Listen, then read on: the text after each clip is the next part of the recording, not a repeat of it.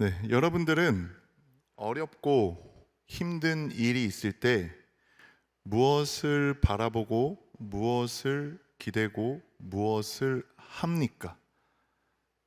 어렵고 힘들 때 무엇을 바라보고 무엇을 기대고 무엇을 합니까? 첫 번째, 하나님께 나와 기도한다. 두 번째, 문제를 해결할 수 있는 사람을 만나거나 전화를 한다. 세 번째, 잠을 잔다. 네 번째, 무엇인가를 먹는다. 여러분은 어떻게 문제를 해결하십니까? 어렵고 힘든 일이 있을 때 어떻게 해결하시나요? 다시 1번, 하나님께 나와 기도. 2번, 문제를 해결할 수 있는 사람을 만나거나 전화. 3번, 잠을 잔다. 4번, 무엇인가를 먹는다. 여러분 어떻게 해결하시나요? 오늘 우리가 읽었던 시편 90편은 1절에서 이렇게 말씀하고 있습니다. 주여, 주는 대대에 우리의 거처가 되셨나이다. 거처라는 말은 우리말로 하면 피난처가 됐다라고 이해할 수 있습니다. 사람이 어려움을 피하는 곳을 말할 때 그곳을 피난처라고 말합니다. 지금 시편 저자는 모세라고 말하고 있는데, 모세는 대대로 주님은 우리의 피난처가 되셨다라고 말씀하고 있습니다. 이걸 생각해 보면 우리가 어려움을 피하는 곳이 피난처에 있는데, 인간의 피난처가 주님은 모세 전에도 되셨고 모세 때에도 피난처이셨고, 지금 우리가 살고 있는 21세기에도 우리 주님은 우리의 피난처가 되십니다. 그런데 모세는 어떤 하나님을 피난처라고 고백하고 있을까요? 2절에서 이렇게 말씀하고 있습니다. 산이 생기기 전, 땅과 세계도 주께서 조성하시기 전, 곧 뭐라고 하고 있죠? 영원부터 영원까지 주는 하나님이시니이다. 그러니까 주님은 나의 피난처가 되시는데 그 이유는 당신은 영원한 분이기 때문입니다. 영원부터 영원까지 주는 하나님이십니다라고 고백하고 있습니다. 여러분, 영원이라는 말 있잖아요. 이 말 참 어려운 것 같습니다. 영원이라는 말의 뜻은 이렇습니다. 시간의 제한을 받지 않고 시작도 끝도 없이 존재하는 분. 이것을 다른 말로 표현하면 무한이라고 할 수 있습니다. 그런데 우리는 이 개념을 이해할 수가 없습니다. 왜냐하면 인간은 무한이 아니라 유한한 존재이기 때문입니다. 우리는 누구도 영원이라는 개념을 경험해 본 적도 없고 본 적도 없습니다. 이걸 우리가 조금 더 이해하기 쉽게 비교를 해보면, 유한한 인간은 시작이 있고 끝이 있습니다. 그런데 영원하신, 무한하신 하나님은 시작도 없고 끝도 없습니다. 인간은 지금의 측면만 인식하며 살아갈 수 있는데, 하나님은 항상 모든 시간이 현재입니다. 인간은 시간에 따라서 존재가 변합니다. 그런데 하나님은 시간에 따라 변하지 않습니다. 불변한다라고 할 수 있습니다. 여러분, 지금 제가 드린 이 말이 이해가 되나요? 사실 저도 이것을 경험한 적도 없고 본 적도 없기 때문에 이 사실 자체는 이해가 되지 않습니다. 그러면 저에게 이렇게 물어볼 수 있겠죠. 그러면 목사님은 영혼에 대해서 알지 못하는데 어떻게 영혼에 대한 하나님에 대해서 말씀할 수 있습니까? 제가 드릴 수 있는 답변은 이겁니다. 성경, 하나님의 말씀에서 그렇게 말씀하고 있기 때문입니다. 한번 이사야 40장 28절 같이 한번 읽어볼까요? 같이 한번 읽어볼게요. 너는 알지 못하였느냐? 듣지 못하였느냐? 영원하신 하나님 여호와 땅끝까지 창조하신 이는 피곤하지 않으시며 곤비하지 않으시며 명철이 한이 없으시며. 네, 성경에서 하나님은 영원하신 하나님 여호와라고 말씀하고 있습니다. 또 신명기 33장 27절도 한번 볼까요? 신명기 33장 27절 같이 한번 읽어볼게요. 영원하신 하나님이 내 처소가 되시니 그의 영원하신 팔이 내 아래에 있도다. 그가 내 앞에서 대적을 쫓으시며 멸하라 하시도다. 예, 하나님은 스스로 말씀을 통하여 영원한 분이다 라고 선포하고 있습니다. 하나님은 영원하신 존재이기 때문에 모든 시간을 초월해서 존재하시고 능력과 지혜가 한계가 없는 영원한 분이라고 성경에서 스스로 하나님은 말씀하고 있습니다. 하지만 우리는 어떤가요? 우리는 잠시 있다가 사라집니다. 돈도 명예도 관계도 사랑도 모두 불완전하고 결국은 사라집니다. 제가 예전에 굉장히 좋아했던 노래가 하나 있었는데 임재범님을 제가 굉장히 노래를 좋아했는데 그중에 이 노래는 대부분 잘 모르시더라고요. 아름다운 오해라는 노래가 있습니다. 아름다운 오해라는 노래의 가사가 이렇게 시작됩니다.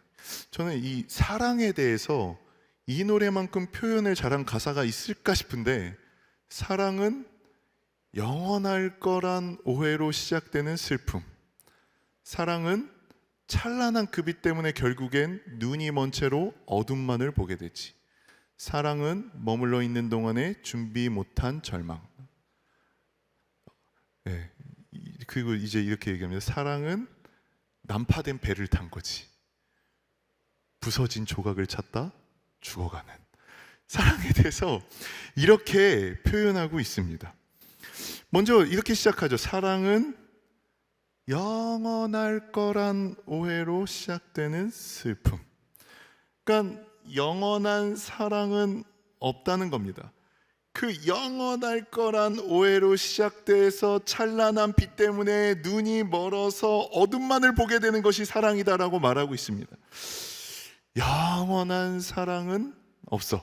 제가 이 말을 좀 거꾸로 해봤더니 영원은 없어, 이렇게 약간 생각이 되었습니다. 제가 이 영원이라는 설교를 준비하는데 이 주제가 너무 어려워서 계속 일주일 내내 생각을 했습니다. 근데 제가 저희 애들 차를 태우고 가는데 아빠 핸드폰 달라고, 자기들 듣고 싶은 노래 듣겠다고 하더니 이제 노래를 선곡해서 딱 틀었는데 노래가 삐딱하게였습니다. 삐딱하게, 빅뱅의 삐딱하게였는데 와, 가사가 이렇게 시작되더라고요.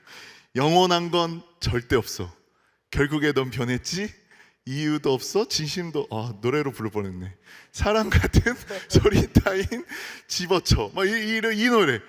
야, 차를 타고 가는데 애들이 이 노래를 들려주는데 거의 막 운명같이 들렸어요. 야, 영원한 건 절대 없어. 그러니까 뭐 어쨌든 이것도 뭐 사랑 때문에 너무나 아픈 거죠. 그래서 야, 이유도 없어, 진심도 없어, 다 변해, 그러니까 영원한 건 절대 없어, 막 이렇게 얘기하는 겁니다. 근데 이 노래를 듣는데 이게 지금 현대 사회에 우리에게 주는 메시지 같았습니다. 영원한 건 절대 없어, 영원한 건 단지 오해일 뿐이야, 이렇게 뭔가 이 시대에 메시지를 막 주고 있는 것 같은 생각이 들었습니다. 그래서 생각해 봤어요. 이 말처럼 영원이라는 개념이 없다면 어떻게 될까? 지금 이 사람들이 말하는 것처럼, 이 가수들이 고백하는 것처럼 영원이라는 개념이 없다면, 우리가 믿는 하나님이 영원하신 분이 아니라면 어떻게 될까를 생각해 봤어요.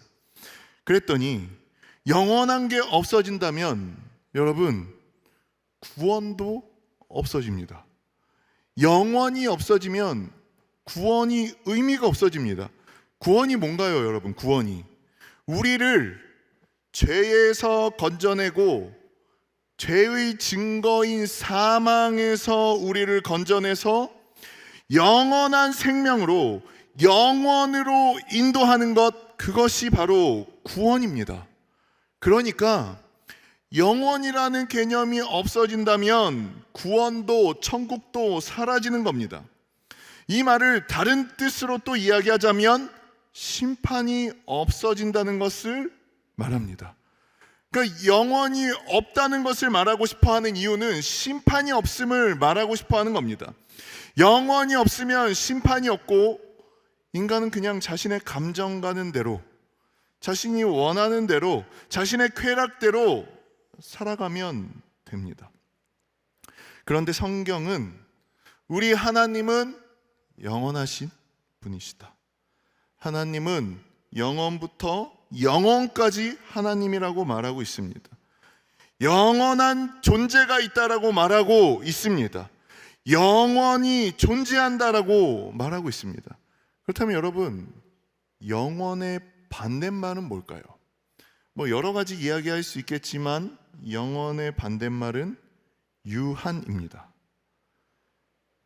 영원하시고 무한하신 하나님 앞에 서게 되면 유한한 우리 인간은 그 무한 앞에 스스로 유한하다는 것을 깨달을 수밖에 없게 됩니다. 그래서 영원한 하나님을 고백한 모세가 이어서 3절과 5절에 인간의 유한이 어떠한가를 말해주고 있습니다. 우리 3절에서 5절도 같이 한번 읽어볼게요. 3절에서 5절 읽어보겠습니다. 주께서 사람을 티끌로 돌아가게 하시고 말씀하시기를 너희 인생들은 돌아가라 하셨사오니 주의 주의 목전에는 목전에는 천년이 지나간 어제 같으며 밤의 한순간 같을 뿐임이니이다. 주께서 그들을 홍수처럼 쓸어가시나이다. 그들은 잠깐 자는 것 같으며 아침에 돋는 풀 같으니이다. 네. 사람은 티끌, 즉 흙으로 돌아간다. 죽을 수밖에 없는 존재라는 것을 깨닫게 됩니다. 그리고 홍수처럼 쓸어가시는데 그 인생이 아침에 돋는 풀과 같다라고 말하고 있습니다. 인간은 영원하지 않다라는 것을 알게 된 겁니다. 인간이 영원하지 않다라는 것을 깨닫게 되니까 그 영원에 비춰봤을 때 이 유한이라는 시간이 참 짧게 느껴졌습니다. 길면은 70이요 강건하면 80이다 라고 말하면서 하나님에게는 1년이 1000년 같고 1000년이 1년 같다라고 말하면서 우리의 유한한 인생이 얼마나 짧은가를 말합니다. 아침에 피었다가 저녁에 시드는 꽃과 같은 것이 바로 우리의 인생이다라고 말하고 있습니다. 여러분, 저는 이 말이 공감이 돼요. 어른들이 가끔 이런 말을 하셨었어요. 10대에는 시간이 10km로 흘러가고 20대에는 20km로 흘러가고 30대에는 30km로 40대에는 40km로 흘러간다고 합니다. 우리가 지금 여기 40대까지만 있으니까 40km로 흘러간다고 해요. 근데 제가 이제 거의 40하고도 거의 중반이 돼서 보니까 이 말이 너무 공감이 됩니다.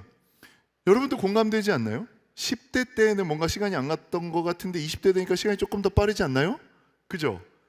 30대는 시간이 더 빠르죠? 40대에는 누구 없나요? 40대에는 시간이 더 빠르다고 저도 그렇게 느껴집니다. 그런데 이렇게 시간이 빨리 가게 느끼는 이유 중에 또 하나가 있다고 합니다. 비율 이론이라고 말하더라고요. 나이가 들수록 과거의 1년이 내 인생의 전체에서 차지하는 비중이 줄어들기 때문에 시간이 더 빨리 가게 느껴진다는 겁니다. 예를 들면 5살에게 1년은 20%잖아요. 25살에게 1년은 4%입니다. 그러니까 더 살수록 1년의 비중은 더 줄어들기 때문에 나이를 먹을수록 시간이 더 빨리 간다라고 이야기하더라고요. 정말 우리의 시간 참 빨리 가는 것 같습니다. 저는 참 믿기지가 않아요. 제가 40대라는 게 믿기지가 않습니다. 40대라는 게 믿기지도 않는데 거기에 벌써 중반이 되었다는 것도 믿기지가 않고, 여러분 저희 첫째가 15살이에요. 중2입니다. 중2. 믿기지가 않아요. 여러분, 어른들이 왜 잘 다치는지 아나요? 왜 잘 다치냐면 마음은 원이로되 육신이 약해서입니다. 그러니까 시간이 너무 빨리 가서 자신의 육체의 나이를 잊어버렸기 때문입니다. 여러분, 제 마음에는 지금도 10대의 김규섭이 있습니다. 여러분, 그렇지 않아요? 지금 비웃고 계신 거 아니죠? 제 마음에는 10대의 김규섭이 있어요. 여러분, 제가 10대 때 100m를 12초 후반에 뛰었습니다. 빠른 거잖아. 남자 형제들 알죠? 빨라요. 제가 초등학교 선수였어요. 육상 대표였습니다. 제가 지금도 제 생각은 나가서 뛰면 12초, 13초 뛸 것 같아요. 근데 안 돼요. 이제 그렇게 뛰면 다칩니다. 몸이 과부하가 오고 뼈도 다치고 근육도 다쳐요. 제가 5년 전에 제가 이런 얘기를 왜 하냐면 제가 이게 저도 이제 뒤에 앉아서 예배를 드리는데 2시에 앉아서 예배를 드린다는 게 참 쉽지 않다는 생각이 많이 들더라고요. 그래서 저의 목표는 말씀을 전하면서 우리 청년들을 졸지 않게 하겠다. 이게 이제 저의 목표가 되었습니다. 자, 어쨌든 제가 5년 전쯤에 쇄골이 한번 부러진 적이 있는데, 쇄골이 왜 부러졌냐면 우리 큰애하고 킥보드를 타다 부러졌습니다. 참고로 전동 킥보드가 아니라 그냥 일반 킥보드를 타다 부러졌습니다. 왜 부러졌냐면 애하고 이제 킥보드를 둘이 한 대씩 가지고 타는데 애는 빨리 달리고 싶어 하고 저도 같이 타니까 재밌더라고요. 그래서 제가 알고 있는 굉장히 높은 언덕이 있는 곳이 있습니다. 그래서 그 언덕으로 우리 아이를 데려갔어요. 그리고 내가 이 아이한테 네가 내려갈 수 있는 가장 빠른 속도로 내려가. 아빠가 너의 뒤를 따라갈게. 이렇게 얘기를 했습니다. 여러분, 나중에 혹시 결혼하셔서 아빠한테 애를 맡기면 안 돼요. 그리고 남자들이 빨리 죽는 이유가 바로 이런 데 있습니다. 자, 어쨌든 그 언덕에서 가장 빠른 속도로 내려가. 내가 너 뒤를 바로 쫓아갈게. 얘가 이제 제 앞에서 정말 아빠의 말을 듣고 믿고 이 친구가 달릴 수 있는 가장 빠른 속도로 내리막길을 내려가기 시작했습니다. 저도 야호 이러면서 이 친구의 뒤를 쏜살같이 딱 붙어서 쫓아갔단 말이죠. 근데 이 친구가 제 앞에서 갑자기 속도가 너무 붙으니까 이렇게 비틀비틀 거리더니 제 앞에서 넘어진 거예요. 넘어져서 촥 넘어졌는데 제가 바로 뒤에 쫓아갔는데 이 상황을 보고 있는데 제가 바로 뒤에서 그냥 똑바로 가면 어떻게 될까요? 네, 제 아들을 박아버리잖아요. 근데 이 아들을 박을 수 없으니 그 자리에서 점프를 했습니다. 예, 완전 영화 같죠. 예, 이 킥보드를 던지고 점프를 해서 한 바퀴를 돈 다음에 어깨부터 떨어지면서 쇄골이 부러지고 바닥에 머리를 박으면서 한 3바퀴 굴렀습니다. 바로 응급실로 가서 쇄골이 거의 한 3조각이 나 있더라고요. 그래서 바로 이 쇄골을 이 철심을 받고 수술을 한 다음에 거의 1년 가까이 고생했습니다. 그러니까 이게 제 마음에 10대 김규섭이 있거든요. 그러니까 이제 그 마음으로 넘어져도 10대였으면 그렇게까지 다치지는 않았을 거거든요. 그렇게 다쳤습니다. 몸이 생각보다 마음을 따르지 못한 겁니다. 제가 이 얘기를 하는 이유가 뭔지 알겠죠? 시간이 굉장히 빠르다는 겁니다. 시간이 꽃이 자라다가 저녁에 시들어 말라버리는 풀과 같이 우리의 인생은 영원하지 않고 유한합니다. 짧습니다. 그런데 많은 사람들이 착각하면서 살아요. 영원히 살 것처럼 착각하면서 삽니다. 그래서 시편 기자 모세는 이렇게 고백합니다. 12절입니다. 우리 한번 12절 같이 한번 읽어볼게요. 12절 읽어보겠습니다. 우리에게 우리날 계수함을 가르치사 지혜로운 마음을 얻게 하소서. 계수함을 가르쳐달라고 말하는 것은 인생을 우리말 성경에는 인생을 바로 셀 수 있도록 가르치소서 이렇게 되어 있습니다. 이게 무슨 말이냐면요, 영원은 셀 수 없잖아요. 유한은 셀 수 있잖아요. 그러니까 인생을 계수함으로 인해서 우리가 유한한 존재임을 주님 앞에 깨닫게 해달라고, 그것을 깨닫게 해달라고, 지혜를 달라고, 지혜로운 마음을 달라고 지금 하나님 앞에 구하고 있는 겁니다. 우리는 영원하지 않습니다. 우리는 언젠가는 죽을 수밖에 없는 존재입니다. 이렇게 영원히 살 것처럼 망각하며 이 땅을 살아가고 있는 사람들에게 예수님은 이렇게 말씀하십니다. 비유를 들어서 말씀하시는데 누가복음 12장 16절에서 21절입니다. 조금 긴데 한번 천천히 같이 한번 읽어볼게요. 또 비유로 그들에게 말하여 이르시되 한 부자가 그 밭에 소출이 풍성하매 심중에 생각하여 이르되 내가 곡식 쌓아둘 곳이 없으니 어찌할까 하고 또 이르되 내가 이렇게 하리라. 내 곡간을 헐고 더 크게 짓고 내 모든 곡식과 물건을 거기 쌓아두리라. 또 내가 내 영혼에게 이르되 영혼아 여러 해 쓸 물건을 많이 쌓아두었으니 평안히 쉬고 먹고 마시고 즐거워하자 하리라 하되 하나님은 이르시되 어리석은 자여 오늘 밤에 내 영혼을 도로 찾으리니 그러면 내 준비한 것이 누구의 것이 되겠느냐 하셨으니 자기를 위하여 재물을 쌓아두고 하나님께 대하여 부여하지 못한 자가 이와 같으니라. 부자가요 자기 소출을 쟁여두고 쌓아두고 즐거워할 때 하나님께서 이렇게 말씀하시는 거예요.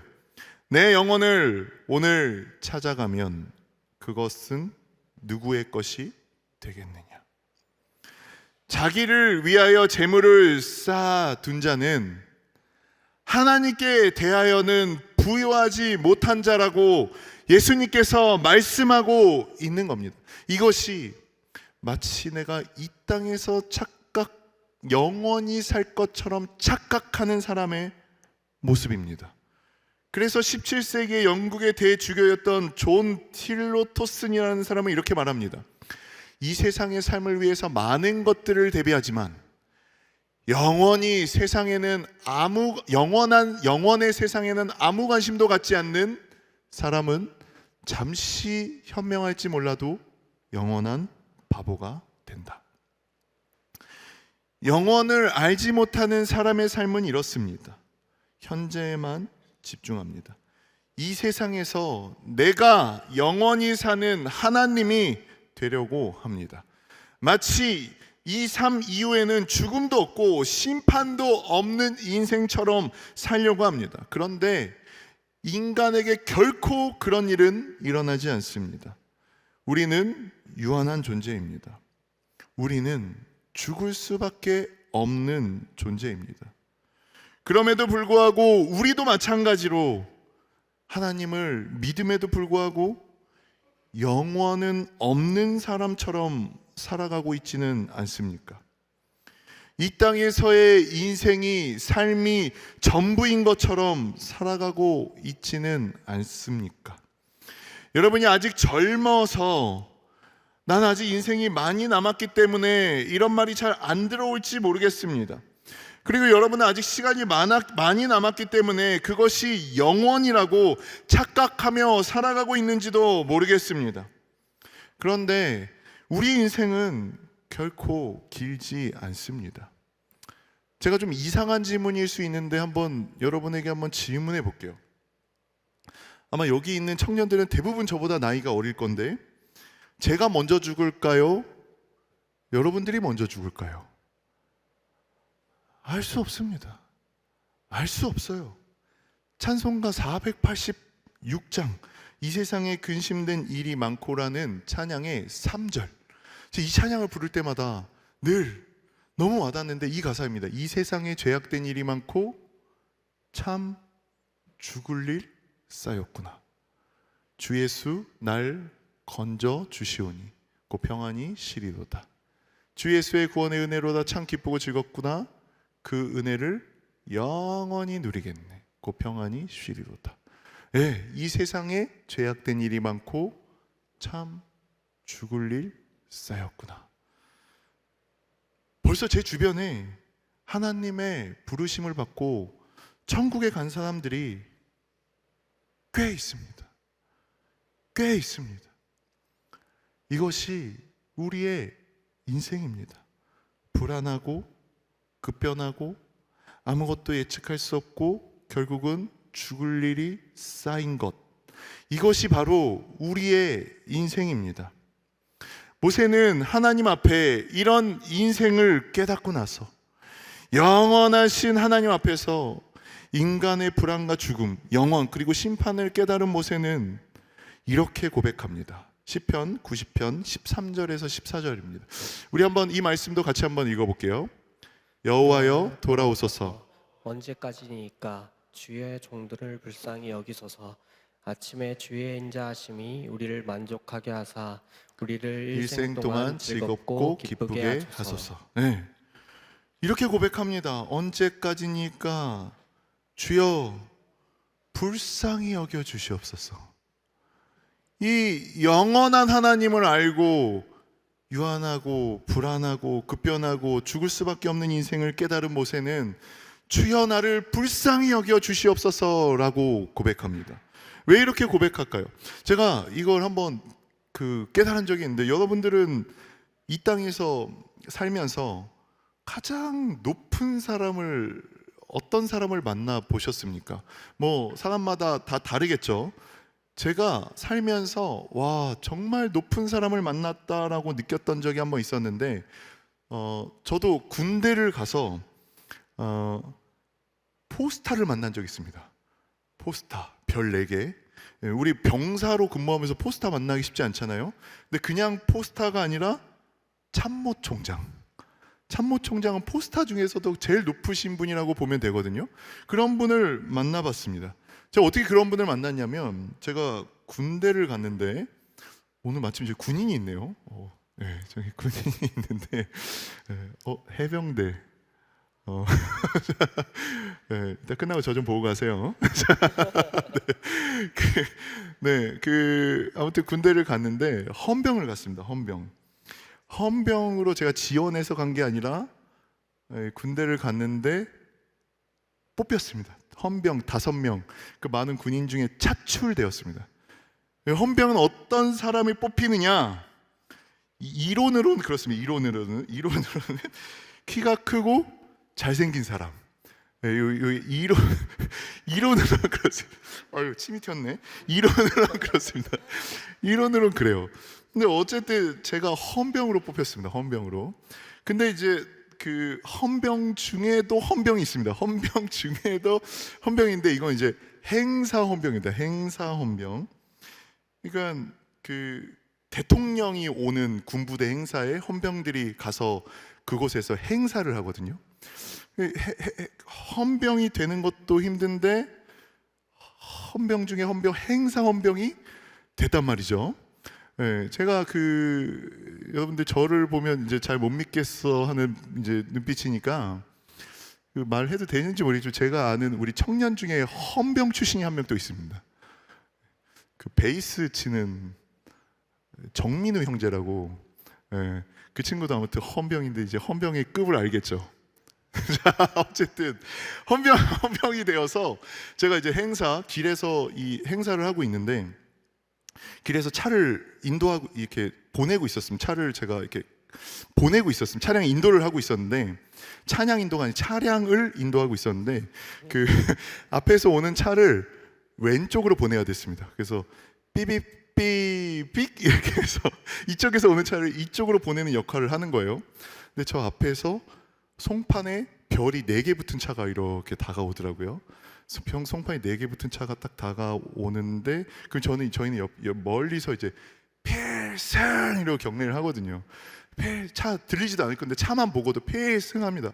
근데 이 차가 이제 제가 왼쪽 이렇게 표시를 딱 하니까 왼쪽 가는데, 갑자기 제 앞에서 탁 멈추는 거예요. 차가 탁 멈추더니 뒤에 창문이 칙 하고 내려가는 거예요. 그러더니 여기 별 4개가 딱 보이는데, 저 정말 기절하는 줄 알았습니다. 제가 사고 치지 않는 이상은 그렇게 멈출 일이 없잖아요. 정말 제 앞에서 우리 형제들은 그쵸, 우리 그 해병대 근데 제 앞에서 참모총장님이 멈춰서 창문을 열더니 갑자기 손을 이렇게 탁 내미시더니 수고한다 이러시더니 창문을 닫고 가시는 거예요. 거기서 정말 오줌 쌀 뻔했습니다. 그게 정말 지나가고도 다리가 너무 떨려가지고 막 어떻게 해야 될지 모르겠더라고요. 그리고 저희는 이제 그렇게 지나가면 막 필승 충성을 다하겠습니다 막 이러거든요. 그랬거든요. 야, 사람이 높은 사람만 봐도 오금이 저리고 다리가 후들거리며 어떻게 해야 될지 모르고 저를 불쌍히 여겨주세요 라고 하게 되는데, 영원하신 하나님 앞에 서게 되었을 때 영원하신 하나님 앞에 서게 되었을 때 그렇게 되지 않는다는 것이 비정상인 거죠. 그래서 모세는 나의 유한함을 깨닫고 영원하신 하나님 앞을 깨닫자, 그가 이렇게 고백하는 겁니다. 두려워 떨며 우리를 불쌍히 여겨 주시옵소서. 그리고 아침에 주의 인자하심이 우리를 만족하게 하여 주시고 우리가 일생 동안 그것으로 인해서 즐겁고 기쁘게 해달라고 간구합니다. 여기서 인자하심은 단순한 어떤 친절함을 말하는 것이 아니라 끊임없는 자비와 사랑을 말하고 있습니다. 언약을 지키시며 우리를 영원으로 인도하시는 그 사랑을 말하고 있습니다. 그 사랑으로 만족하게 해달라고, 풍성하게 채워달라고 간구하고 있는 겁니다. 기쁨으로 그것을 누리며 즐거운, 하나님 앞에서 즐거운 인생이 되게 해달라고 간구하고 있는 것입니다. 인생은 짧습니다. 고달프고 고통 가운데 살아가는 것이 바로 인생입니다. 그러한 인생 가운데 하루의 시작부터, 아침부터 하나님의 사랑으로 채워달라고 지금 모세는 간구하고 있는 것입니다. 제가 이 말씀을 준비하면서 이것을 알게 되었습니다. 아이러니하게도 인간은 하나님이 창조하신 모습 그대로라면 영원히 살게 되어 있었습니다. 인간은 원래 영원한 존재였습니다. 그런데 인간이 죄를 지음으로 인해서 스스로 그 영원을 거절했습니다. 인간은 스스로 죄로 인해서 유한한 자가 되었습니다. 그런데 하나님은 우리 인간을 너무나 사랑하셔서 다시 포기하지 않으시고 이 영원으로 초대하십니다. 우리가 너무나 잘 아는 요한복음 3장 16절, 우리 몇 주 전에도 저와 같이 한번 읽어보셨는데 이거 아마 거의 다 외우실 건데 다시 한번 읽어보겠습니다. 하나님이 세상을 이처럼 사랑하사 독생자를 주셨으니 이는 그를 믿는 자마다 멸망하지 않고 영생을 얻게 하려 하심이라. 하나님이 이처럼 우리를 너무나 사랑하셔서 그 아들을 보내셔서 멸망하지 않고 영생을 얻게 하신다고 합니다. 다시 우리를 예수 그리스도로 말미암아 영원으로 초대하고 있는 겁니다. 영원의 길로 우리가 나오기를 원하십니다. 예수 그리스도를 믿는 우리는 바로 예배를 통해서 이러한 영원을 경험하고 바라보고 체험하는 겁니다. 여전히 우리는 죽을 수밖에 없는 육신을 가지고 있지만 우리가 죽고 나서 우리의 영혼은 영원히 하나님과 살게 될 것입니다. 그리고 예수 그리스도께서 다시 이 땅에 오실 때 우리의 영혼과 육체가 결합되어서 영원히 하나님과 함께하는 인생이 되어질 것입니다. 저는 이러한 인생을 이렇게 표현했습니다. 제가 제목으로 정했는데 영원에 잇대어 살아가는 인생. 우리는 영원에 잇대어 살아가는 인생입니다. 잇대다는 말은 서로 이어져 맞닿게 하다, 끊어지지 않게 계속 있다라는 뜻입니다. 우리는 눈으로 직접 영원을 볼 수는 없지만 이 땅에 살아가면서 우리는 영원과 잇대어 있습니다. 오늘 우리의 예배는 바로 그런 영원하신 하나님 앞에 드리는 예배입니다. 오늘 예배 가운데 우리도 모세와 같은 이런 고백을 할 수 있으면 좋겠습니다. 하나님, 나를 불쌍히 여겨 주시옵소서. 주의 영원한 사랑으로 우리가 기뻐하며 찬양하는 존재가 되게 하여 주시옵소서.